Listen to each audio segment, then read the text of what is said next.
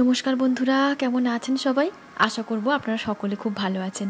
আমার মিষ্টি ক্রিয়েশন চ্যানেলে একটি ভ্লগে আপনাদের সকলকে জানাই স্বাগত। সবার আগে আপনাদেরকে জানাই গুড মর্নিং। সকালবেলাতে যখন ব্রেকফাস্ট করতে বসেছিলাম তখন ফোন করেছিলাম ও বাড়িতে, মায়ের সাথে একটু ভিডিও কলে কথা বললাম। তারপর দুই মায়েদের মধ্যে অনেকক্ষণ কথা হলো। ঠিক হলো যে বাবা আর মা আজকে বিকেলে এ বাড়িতে আসবে। এমনিতেই গতকাল থেকেই ঠিক হয়েছে যে আজকে মা চিকেন বানাবে, আর মায়ের হাতে চিকেনটা আমার ভীষণ ভালো লাগে খেতে। মা আর বাবাকে তাই বলেছিলাম যে এই বেলায় তোমরা চলে এসো এ বাড়িতে, দুপুরবেলার খাওয়াটা এখানেই খাবে। কিন্তু ওরা বললো যে আসতে একটু দেরি হবে, বিকেল করেই আসবে, কারণ বাড়িতে লোক এসছে, বেশ কিছু কাজ চলছে, তাই জন্য ওরা দেরি করে আসবে। আজকে সকাল থেকে শাশুড়ি মা আমাকে বলে রেখেছিল যে তোমার আজকে বড় একটা কাজ রয়েছে, একটা বড় দায়িত্ব তোমাকে দেওয়া হবে। কাজে আমি খুব একটা ভয় পাই না, কারণ ছোট বড় সব কাজই মোটামুটি করতে পারি। তারপর সাহস দেখিয়েই বললাম যে যা কাজ দেবে দাও, করে দেবো। তারপর জানতে পারি আমার বড় দায়িত্বটা কি। বাড়ির গাছেরই বেশ কয়েকটা নারকেল মা ভেঙে রেখেছে, সেগুলোতে মিক্সিতে পেস্ট করে দেবে, সেখান থেকে মা নারকেলের তেল বের করবে। ওইটুকু বড় দায়িত্বটা সারার পর তারপর স্নান করে নিয়েছিলাম, আর তারপর নিজের একটুখানি স্কিন কেয়ার করলাম। বাটটা আমার ব্যাকগ্রাউন্ডের যে দেওয়ালটা রয়েছে তার সাথে ম্যাচ হয়ে গেছিল। গড়িয়ে সন্ধে হতে গেল, এখনো বাবা মায়ের দেখা নেই। এদিকে আমি সেদিনের মতো সন্ধ্যের কাজটা দিয়ে মায়ের সাথে হাতে হাতে কটা লুচি বেলে দিচ্ছিলাম। মার লুচি বেলার কাজটা শেষ হয়ে যেতে মা ওদিকে ভাজাভাজি করছিল, আর তারপর শুনতে পেলাম যে চলে এসছে মারা। ঋতু দূর আসতে অনেকটা সময় লাগলো, মাত্র 7-8 মিনিটের মধ্যেই পৌঁছে গেছিল আমাদের বাড়িতে। দেখি কিনা এই এত জিনিস নিয়ে এসছে। ও মা, একবার এসে দেখে যাও।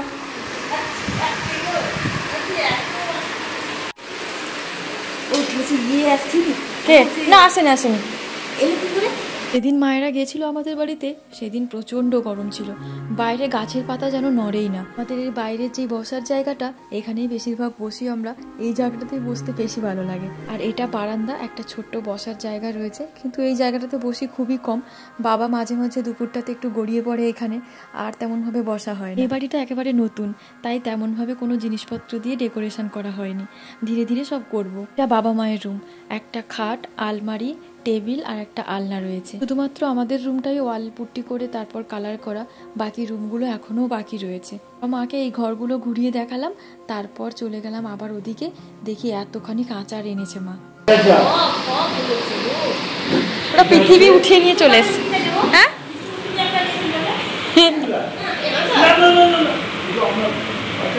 এগুলো আমার জন্য নয়, বরাদ্দ।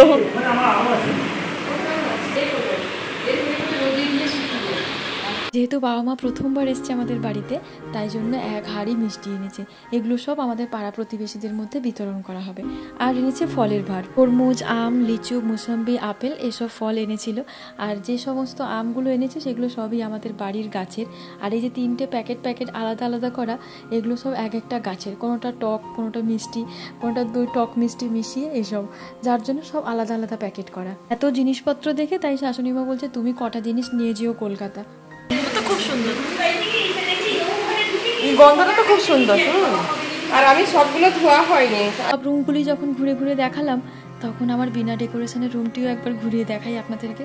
শুধুমাত্র আসবাবপত্রগুলি রয়েছে, আর তেমনভাবে কিছু ডেকোরেশনের কাজ করা হয়। মেন কথা হচ্ছে আমি তো বাড়িতে থাকছিই না, মোটামুটি 2-1 দিনের জন্য আসি, আবার চলে যাই, তাই সময় করে আর গুছিয়ে ওঠা হয় না। আর বাবা এখন গেছে পাশে এক মাসির বাড়িতে, তারপর এখানে এসে একটু টিফিন করে বেরিয়ে যাবে। আজকে আসার কারণ হলো জামাই ষষ্ঠীর নেমন্তন্ন করা।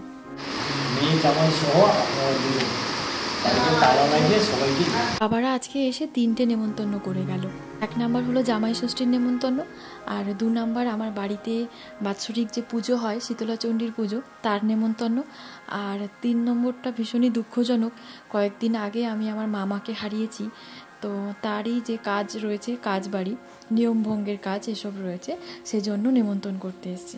কারণ মামার বাড়িতে তেমন কেউ আর নেই যে এসে নেমন্তন্ন করে যাবে। ছোট ভাই আর মামিমা, যাদের মানসিক অবস্থা এখন সত্যি খুব খারাপ, তার জন্যই বাবা আর মা এসেছে আজকে এই বাড়িতে। কিন্তু দুঃখের ব্যাপার হলো আমার এই কাজের জায়গায় এরমভাবে ছুটি অ্যারেঞ্জ করে আর যাওয়া হয়ে ওঠেনি। আমার বাড়ি থেকে ভাই এবং মামিমা বারবার করে বলেছিল যে তুমি এসো, কিন্তু কি করব বলুন তো, এই ছুটি ছাটা না পাওয়ার জন্যে খুব মুশকিলে পড়ে গেছি। আবার এদিকে দাদু ভাই কাকু অনেক করে বলেছিল পুজো বাড়িতে আসার জন্য, সেটাও পারিনি। কি আর করব, যাই হোক সব কিছুর মাঝখানে একটুখানি নিজেকে মানিয়ে নিতে হবে। ওদিকে আবার মামা শ্বশুরের বাড়ি থেকে পুজোর নেমন্তন্ন পেয়েছি, সেখানেও বোধহয় যেতে পারবো না। মা আর বাবার খাওয়া শেষ হয়ে গেছে, এবারে ওরা একটু বসছে, আর এদিকে অটোর কাকু এসছে এখন, বাবা পান ভেঙে দিচ্ছে আর তাই খাচ্ছে। বিয়ের পর যে জীবনটা চেঞ্জ হয়ে গেছে সেটা এ বাড়িতে আসার পর একেবারে বুঝতে পারিনি, কিন্তু আজ যখন বাবা মা এলো তখন বুঝতে পারছি।